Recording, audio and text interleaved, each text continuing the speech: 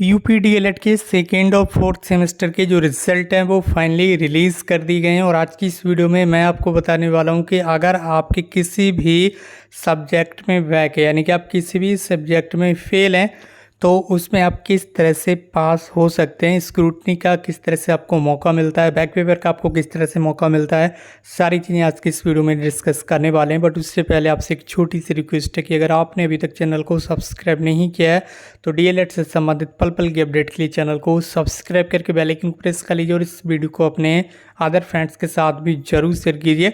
तो सबसे पहले आप देख लीजिए डीएलएड के फोर्थ यानी कि चौथे सेमेस्टर की परीक्षा में आधे से जो ज़्यादा स्टूडेंट्स हैं, जो प्रशिक्षु हैं, वो फेल हो चुके हैं। हमने पहले ही आपको बताया था कि डीएलएड में काफ़ी बड़ी संख्या में जो बैक है वो लग जाती है। आप देख सकते होंगे 50%, आधे से ज़्यादा अभ्यर्थी फेल हो चुके हैं डीएलएड की सेमेस्टर परीक्षा में, फोर्थ सेमेस्टर में। अगर सेकंड सेमेस्टर की बात करें तो यहाँ पर लगभग 36% अभ्यर्थी जो हैं लगभग यहाँ पर फेल हो चुके हैं। आप स्क्रीन पर देख सकते होंगे इस वक्त की सबसे बड़ी अपडेट।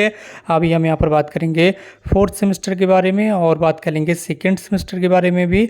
तो सबसे पहले देख लीजिए यहाँ बताया गया, उसके बाद बात करेंगे आप किस तरह से पास हो सकते हैं। यहाँ बताया गया कि चौथे सेमेस्टर की परीक्षा में आधे से अधिक प्रशिक्षु फेल हो गए।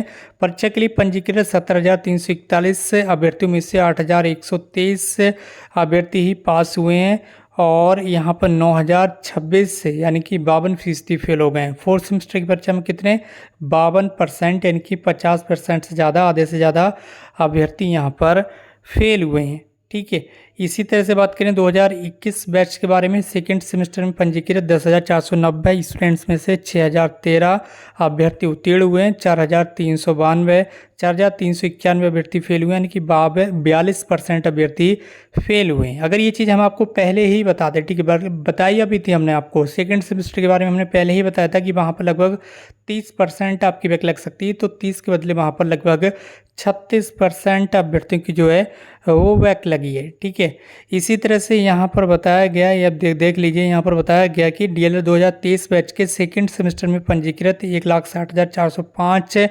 अभ्यर्थियों में से 1,60,159 अभ्यर्थी परीक्षा में शामिल हुए और इन 1,60,159 में से 1,02,408 अभ्यर्थी ही पास हो पाए और 57,691 अभ्यर्थी फेल हो चुके हैं, यानी कि लगभग 36% अभ्यर्थी जो हैं वो यहाँ पर फेल हुए हैं। तो इस वक्त की सबसे बड़ी अपडेट ये है कि लगभग 35% से ज़्यादा अभ्यर्थी भी यहाँ पर फेल हुए हैं। तो इस वक्त की सबसे बड़ी अपडेट के साथ इस वीडियो को शेयर जरूर कर दीजिए अपने फ्रेंड्स के साथ, ताकि और भी भाई बहन यहाँ पर शामिल हो सके। अब बात कर लेते हैं उन स्टूडेंट्स के बारे में जिनकी किसी भी सेमेस्टर में किसी भी सब्जेक्ट में बैक है। ठीक है, बैक है। अगर आपकी एक सब्जेक्ट में बैक है या फिर 2 सब्जेक्ट में बैक है तो आप क्या कर सकते हैं, आप स्क्रूटनी का फॉर्म फिल कर सकते हैं कि यहाँ पर 2 दिन पहले आपका रिजल्ट आया है। ठीक है, जिस भी डेट में आपका रिजल्ट आया है उस डेट से 30 दिन के अंदर, ठीक है, 30 दिन के अंदर आपको अपने कॉलेज में पहुंचकर स्क्रूटनी का जो फॉर्म है वो फिल करना होता है। फॉर्म फिल करने के बाद आपको कुछ नहीं करना होता है, बस डायरेक्टली कुछ दिनों के बाद आपका जो रिज़ल्ट है वो पीएनपी की ओर से जारी किया जाता है।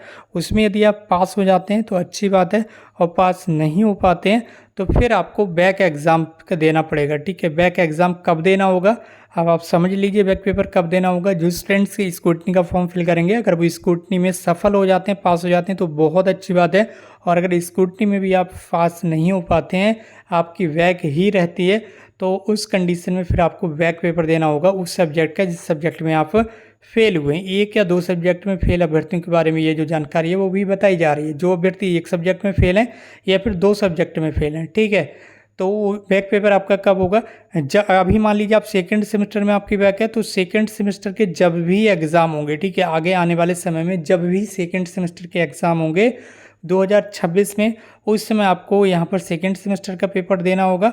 और अगर आप फोर्थ सेमेस्टर में किसी सब्जेक्ट में फेल हैं, फोर्थ सेमेस्टर में आपकी बैक है, तो जब 2026 में फोर्थ सेमेस्टर के एग्ज़ाम होंगे तो उस समय क्या होगा, आपको फोर्थ सेमेस्टर का आपका जो बैक पेपर है वो आपको देना होगा। तो लगभग 1 साल का जो इसमें समय है वो आपको मिल जाता है। और अगर आपकी 1 सब्जेक्ट या 2 सब्जेक्ट में बैक है तो आप बिल्कुल भी टेंशन ना लें, अभी इन सब्जेक्ट में आप फोकस ना करें, ठीक है। जिस सब्जेक्ट में फेल हैं अभी आप उस पर ध्यान ना दें, उसका बैक पेपर बाद में होता है 1 साल के बाद। इससे पहले आपका क्या होगा, सेकेंड सेमेस्टर के बाद जो अगर आप स्टूडेंट्स थर्ड सेमेस्टर में आए उनके थर्ड सेमेस्टर के पेपर होंगे, तो सेकंड सेमेस्टर के जो जितने भी स्टूडेंट थर्ड सेमेस्टर में आ चुके हैं वो अपने थर्ड सेमेस्टर की अच्छे से तैयारी करें, क्योंकि उसमें अगर बैक लगती है तो फिर और भी आप ज़्यादा आपको प्रॉब्लम क्रिएट हो जाएंगी, ठीक है। तो अगर आपकी बैक है तो आप निश्चिंत रहें, स्क्रूटनी का फॉर्म फिल कर दें। बैक पेपर आपका बाद में भी हो जाएगा, अगर स्क्रूटनी में फेल नहीं हो पाते हैं तो बैक पेपर 1 साल के बाद होगा।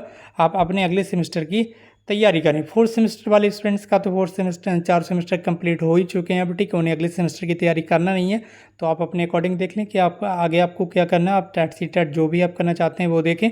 बाकी अपना जिस सब्जेक्ट में आपकी बैक है उसमें स्क्रूटनी का फॉर्म फिल करें। स्क्रूटनी का में अगर आप पास नहीं हो पाते हैं तो उसके बैक पेपर की तैयारी बाद में कर सकते हैं।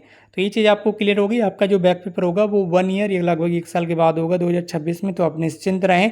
बाकी इस वीडियो को शेयर जरूर कर दें, आधे से ज़्यादा स्टूडेंट्स के यहाँ पर बैक लगी है। अब देख लीजिए आपका रिजल्ट कैसा है। ये चीज़ हम पहले ही आपको बताते हैं, लेकिन पहले स्टूडेंट्स की समझ में नहीं आ पाता है, तो पहले ही समझने की आप कोशिश कीजिए कि ये जो सारी चीज़ें हैं पहले से ही चलती आ रही हैं, ठीक है। पहले से ही चलती आ रही हैं, इसमें कुछ बदलाव संभव नहीं है, ठीक है।